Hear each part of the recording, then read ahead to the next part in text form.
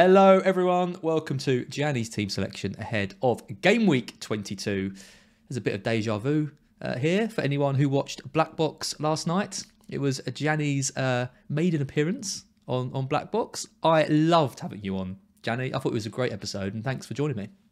Thanks, mate. I really enjoyed being on. Yeah, it was a good couple of hours. So yeah, I encourage anyone that perhaps wants a little bit more info to go back and watch that from Tuesday night. But obviously, this is our more quick fire version, more concise version of my team reveal, which I love doing every week with you as well. Oh, very nice. Yeah, and there's more to come. We as we said, we'll be doing our little extra videos on the Black Box channel as well. And if you can't get enough of Gianni, well, here's a exclusive.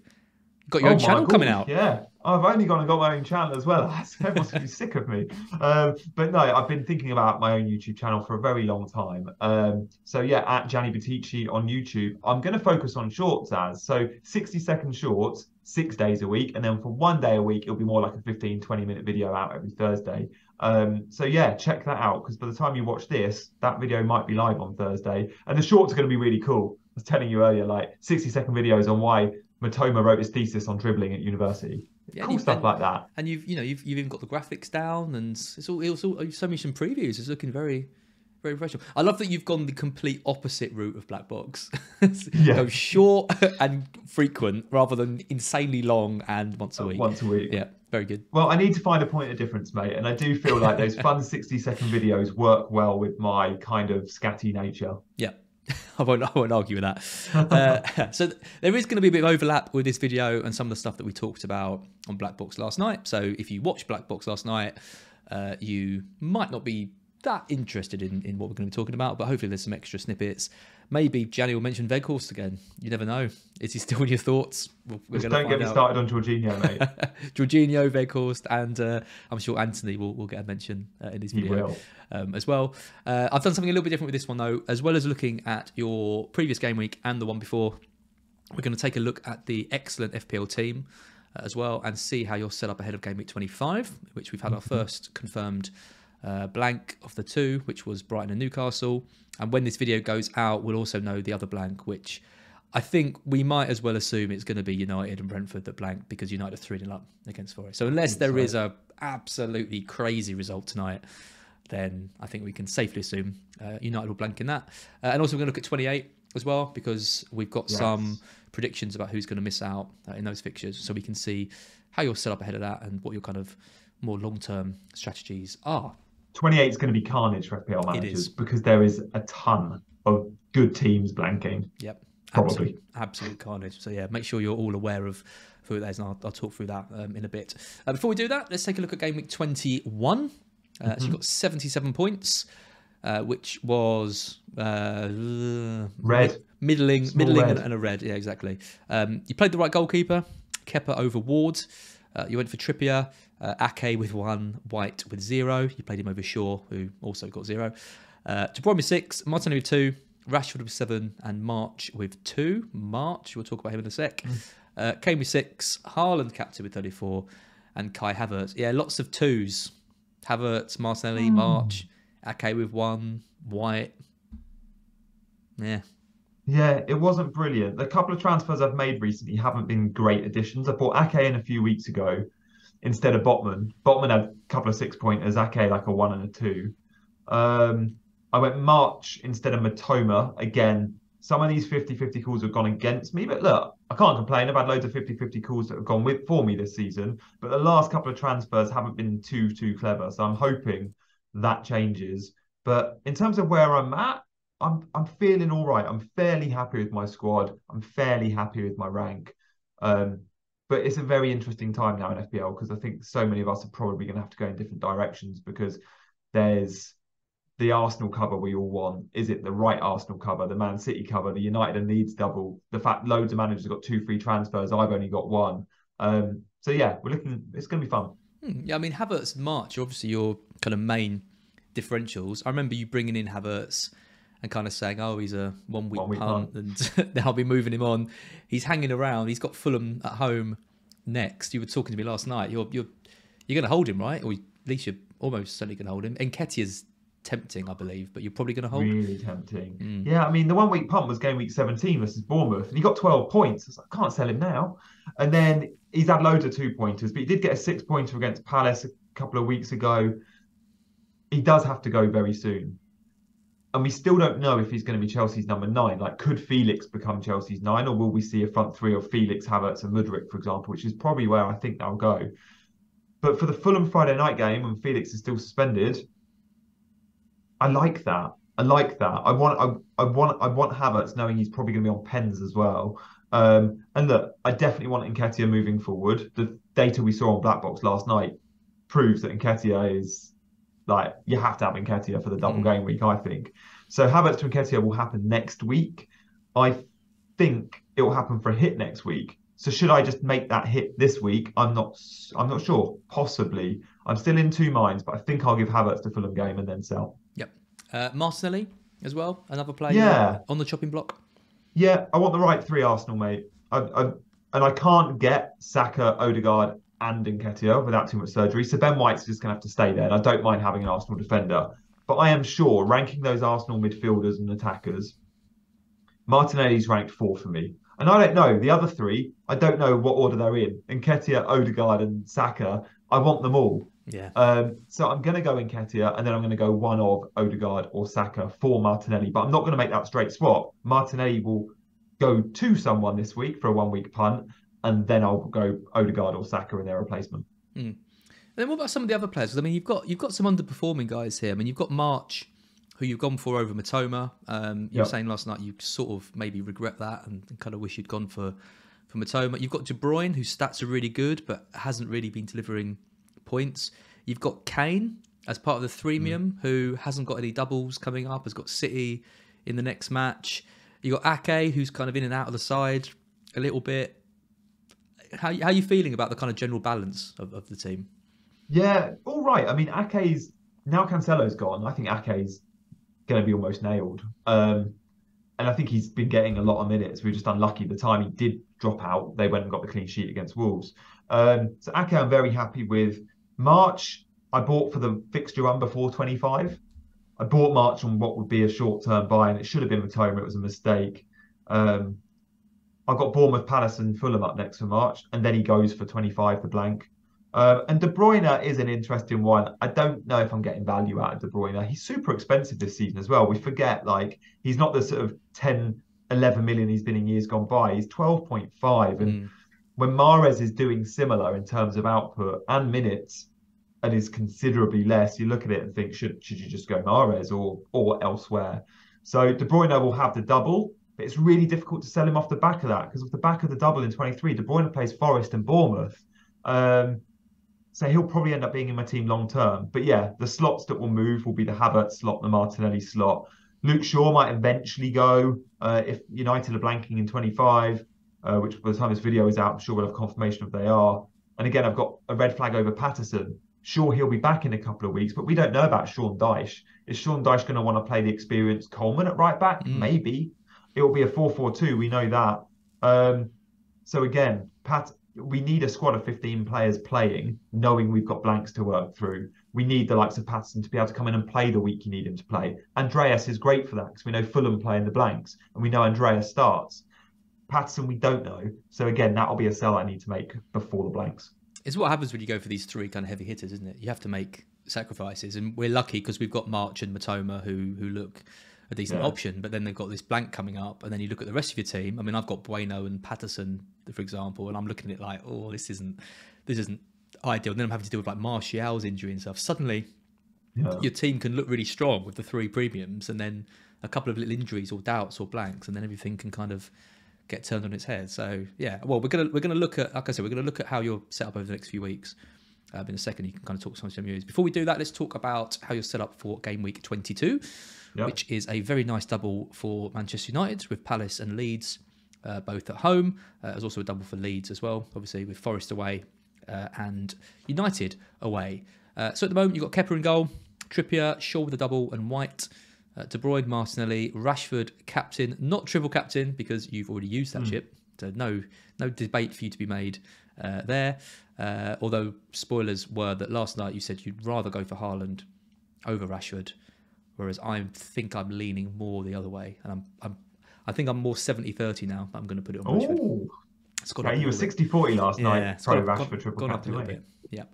Yeah. You've got March, you've got Kane, you've got Haaland, and you've got Havertz, and then on your bench you've got Ward, Ake, Andreas, and Patterson.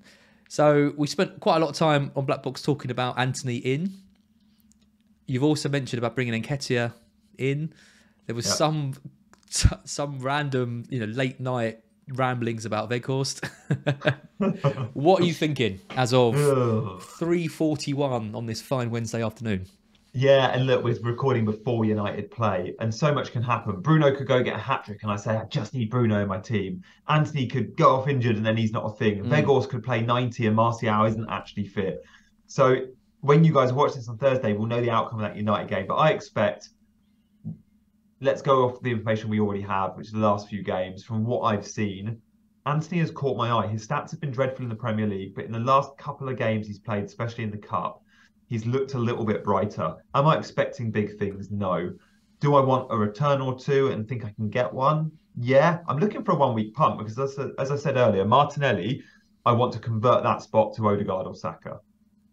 And I don't want to do it this week. I want to go United double, Arsenal double. So Martinelli to someone like Anthony or Casemiro works. Now, Casemiro's numbers are really good, but I can't look past the fact he's a DM. Anthony is so much closer to the goal, should be involved in goals and assists. That's our currency in FPL. So I think I'll be looking at Martinelli to Anthony as my transfer. Havertz to Nketiah will happen next week. And as part of a 4-point hit, Anthony will also go to Saka or to Odegaard. I'll have the money for Saka if I want him. I've got 1.3 in the bank at the moment. And obviously Havertz down to Nketiah saves me a whole chunk as well. But yeah, I think I'm pretty sold on that transfer. I just want to have my eyes on what United do tonight, of course. That could influence me. But elsewhere, there's no other players I'm desperate to sell or desperate to buy. If I didn't own a Brighton player, I'd be worried that I didn't have one. And I would be reluctant to buy one because they don't double and they do blank in 25 and probably in 28. But, I've got March. It's not the right Brighton asset I want, but I've got him and I'll be happy with him.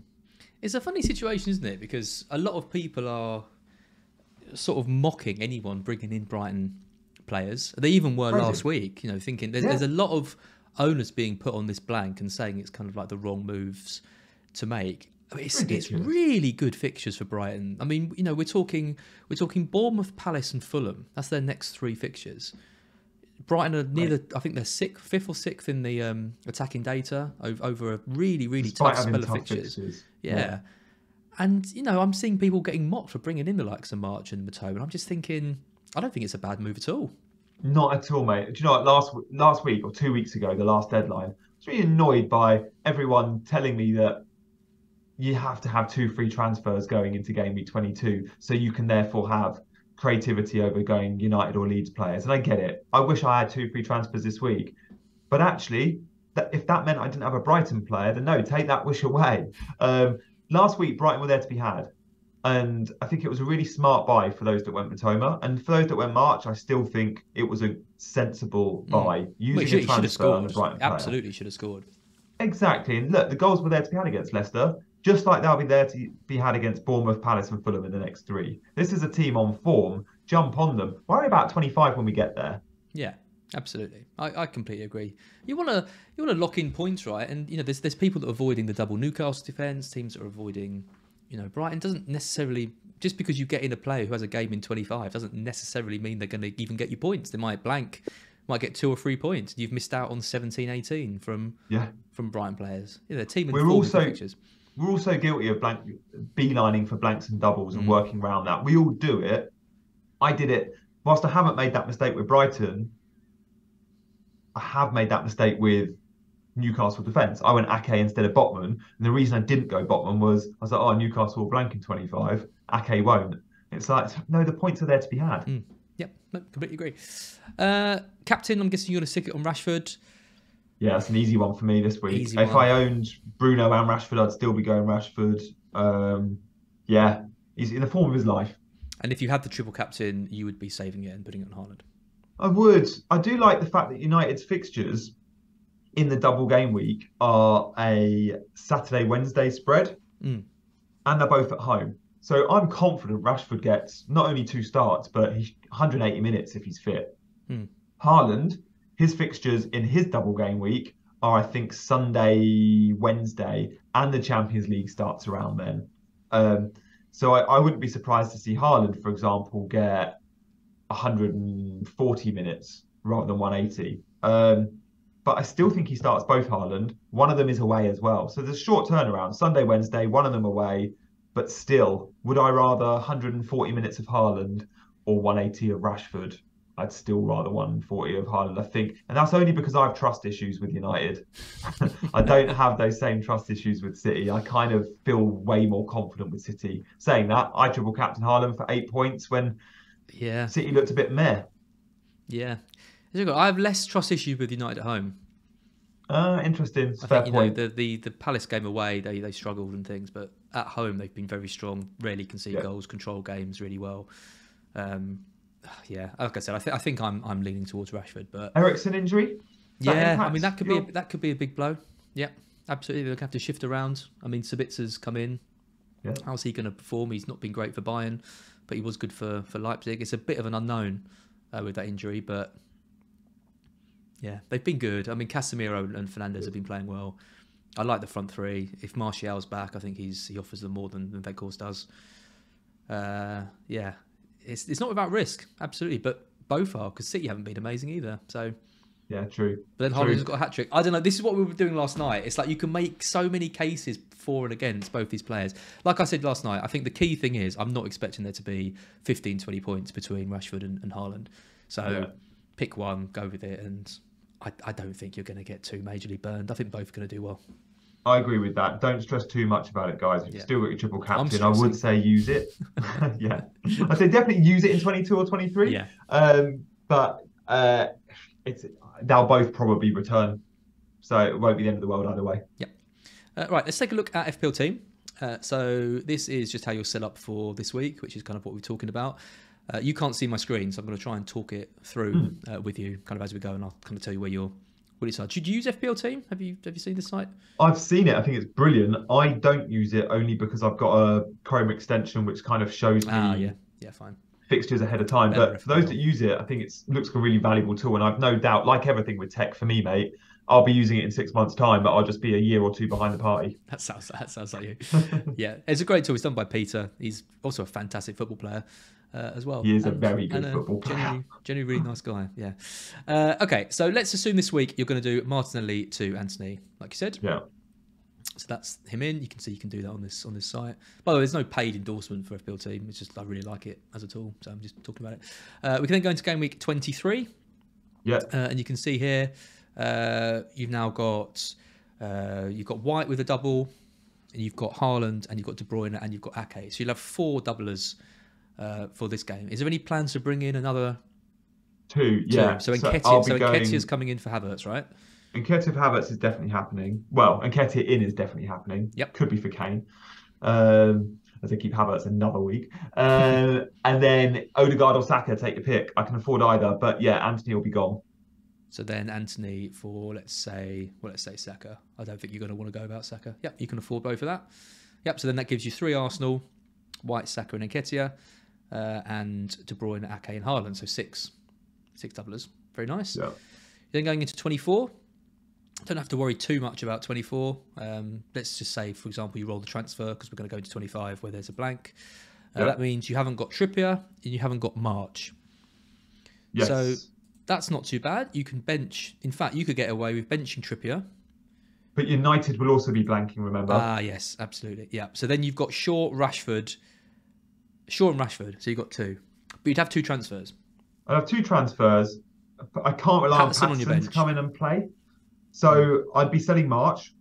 Yep. The plan was always to sell March for the blank. 0.4 in the bank. Okay. So March and Patterson would probably go. And I don't know who I'd buy yet. It'd be those that blank in 25, but also 28. I'd be buying those. And by then, I think we'll know who blanks in 28. Just to give you a bit of context. So your team, as it stands in 25, looks quite weak. So you've got Kepa in goal with Spurs away. Shaw, Ake and White. Shaw without the game, obviously. De Bruyne, Saka, Rashford and Pereira. Rashford out of the game, and then Kane at home to Chelsea, Haaland and Nketiah. So you're not going to want to sell Rashford because you've got all the value tied up in him. You're not going to want to sell Trippier because you've got the value tied up in him. Would you be tempted to sell Shaw? Would you be tempted at this point to sell Kane? Because if you took the money out of Kane with the home game against Chelsea, you could then upgrade March to someone half decent. And if in 23 I don't sell Havertz to Nketiah, let's say I keep Havertz and I sell Kane to Nketiah, it gives me money in the bank, and it also gives me Havertz who plays in the blanks. Havertz plays in 25 and he plays in 28. It's an option. It gives me one extra player if I decide to keep Havertz longer. And again, maybe he scores a hat-trick against Fulham and I keep him. Love it. You're never going to sell Havertz. You're going to have him till the end of days, I think. I will when Felix becomes Chelsea's number 9 and I'm like, oh, now I have to actually, he's not actually starting, but I don't think that will happen. So yeah, it doesn't look overly healthy, but as I say, those 2 transfers, if I roll in 24, having 2 transfers in 25 to get rid of 2 of those players that don't play, I should still get 11 out. I think it shows why people are a bit concerned though, because I mean you've got Trippier, March, and then 2 United with this plan, so that's 4. I will have more than that most likely. I'll probably have 5 because I've got Botman, an extra Newcastle, and Trippier, but kind of like the same as you. And then I look at some of the other fixtures and think you're bringing in Pereira, for example, not ideal. You've got Patterson on your bench. A lot of the other players don't have great games. I mean, it's the trouble with using FPL teams. You look at this and you think, oh, I've got some issues. What do I need to do here? Is there any? You're not someone who likes to use a free hit in a blank game week like this, are you? No, even when the template chip strategy is often the best chip strategy, right? It's what a lot of the experts will say. I'm going to do this week, this week. This season, I think I'll probably end up going template, but I don't always do it. The one chip I usually go against a template on is when the template suggests the free hit is on a blank. I never free hit in a blank. I'm sure I have in my 15 years of playing FPL, but I'm just all about the upside all the time. So free hit for me is made for the big doubles, and it's 22 players playing in this game week with players that you can take a punt on. So I can't see myself doing it, and that doesn't look great. But again, I'd question the free hit might give me a 10 or 15 point swing, and I'm there for what I hope in the big doubles where it's a 30-40. Or you end up losing points with the free hit. Or you end up losing points, which has happened. Like my free hits in the big doubles haven't always worked at all.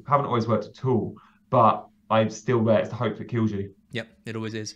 And then let's just take a quick look at 28 going forward, because obviously there's some amazing work that goes on in the community. Lego Mane does it. Ben Crellin, obviously, some really good guys. I mean, this is from Ben Crellin, for example. So he's expecting in 28 Brighton United to be off.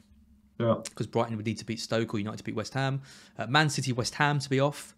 Southampton, Spurs to be off as well. So this is a lot of your players. This is Rashford, Shaw. This is March, who you said you'd sell, but then it's De Bruyne, it's Haaland, it's Ake, and it's Kane. So that's 7 of your players out. Yeah. Suddenly 28 is looking dangerous. 28 is going to be even harder for me to navigate than 25. Yeah. But what I would say, from those 7, 2 of them will be gone in 25 on those 2 transfers. So it'll be 5 in 28. And we do have the transfers of week 26, week 27. So whilst I won't be selling a Haaland or maybe a De Bruyne or a Rashford, I'd very happily sell a Luke Shaw, for example. Yeah. And probably a Harry Kane. And again, maybe this goes back to should I really be selling Havertz when I could sell Harry Kane? But that comes down to, are we worrying too much about covering blanks and not thinking about what points are there to be gained now? And if I think I'm going to get points off Harry Kane versus Leicester and West Ham after this week, then of course I should be keeping him. Kane's an interesting one, isn't he? Because he's kind of... I mean, obviously he's been amazing. The points he's been getting have been absolutely incredible. Spurs have been poor, though. Yeah. The fixtures for Spurs aren't great. They've got City, they've got Leicester. I mean, he loves a goal against Leicester. West Ham, okay. West Ham have got good defensive stats, but you expect him to do all right in that. Then it's Chelsea, Wolves, Forest. I mean, it's okay. Maybe I'm being a bit harsh. It's a decent run of games for Spurs. But he is a lot of money, and he is likely to be blanking in 28. So, but you've got Forest at home in 27. It's a good fixture. It feels like Kane has been Mr. Consistent and a very low, high floor no, very low floor, well, a very low ceiling. I can't get my words out. What I'm I trying think to say is high floor is right, weirdly enough. high floor, low ceiling is what I'm Yeah. looking for. So Harry Kane has been Mr. 6 to 10 pointer this season, which is great. Don't get me wrong, that's brilliant. But he hasn't shown the explosiveness. So sure, he's had a 16 pointer and I think an 11 pointer, but they're the only two sets of returns he's had that have been more than 10. Now, Yeah. when I'm spending that much on a player that's doing as well as he's doing, I expect quite a few hauls of over 10, and he's only had 2 all season. So, look, beggars can't be choosers, and we're very happy with our 7 and 8. But I don't feel like I'm going to sell Kane and get stung. No, and I think the key thing is that you can use that money to strengthen the rest of your team at a time in which between 25 and 28, that's when we really need a squad. Fair You know, point, yeah. because you could say you sell him and there's not really a lot you could do with the money, but when you actually need to bring in these bench players and you can have some decent 4.6, 4.7 defenders or a better mid or whatever, then suddenly that money from him is being used quite well. Yeah. I'm all ears to selling Harry Kane. I'm not wed to him at all. Yep, same. But yeah, I do urge everyone to check out FPL Team and see how you're set up for 25 and 28 as well. Gianni, we will call it there. Excellent as always. Always enjoy doing these videos with you. Anyone watching, if you haven't subscribed to Scout yet, please do right now. Also, check out Black Box last night if you haven't already for more of myself and Gianni. And also check out Gianni's channel as well. At GW21. My first video will be out later today, guys. So make sure you're hitting the like button on this and then hitting the like button on that. Oh, well said. Well said. What a pro. Gianni, we will catch up again very soon. But thanks for joining me. And thanks everyone for watching. And we'll see you again very soon. See you guys.